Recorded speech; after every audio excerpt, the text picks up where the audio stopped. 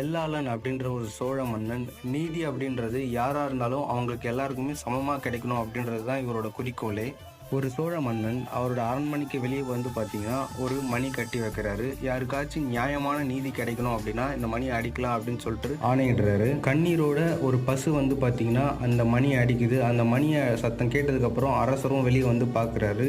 அமைச்சர்கள்கிட்டையும் ஊர் மக்கள்கிட்டையும் என்ன நடந்துச்சு அப்படின்னு கேட்டும் தெரிஞ்சுக்கிறாரு. இந்த அரசனோட மகன் வந்து இந்த ஊரில் உலா வரும்போது பார்த்தீங்கன்னா எதிர்பாராத விதமாக ஒரு பசு கண்ணுக்குட்டி வந்து சக்கரத்தில் மாட்டி இறந்தும் போகுது. இந்த அதிர்ச்சியான தகவலை கேட்டதும் அந்த மன்னன் என்ன பண்ணலாம் அப்படின்னு யோசிக்கும்போது எந்த ரதத்தில் வந்து பார்த்தீங்கன்னா அந்த பசுக்குட்டி இறந்துச்சோ அதே ரதத்திலே அவரோட மகனையும் வச்சு வந்து பார்த்தீங்கன்னா ஏற்றி கொன்னுடுறாரு. நீதி அப்படின்னா அரசனோட மகனாக இருந்தாலும் அது நியாயமாக கிடைக்கணும் அப்படின்றது தான் இவரோட ஐடியாலஜி. இந்த சம்பவம்லாம் நடந்ததுக்கப்புறம் தான் நீதிமன்றம் அப்படின்றது ஒன்றையும் உருவாக்குறாங்க.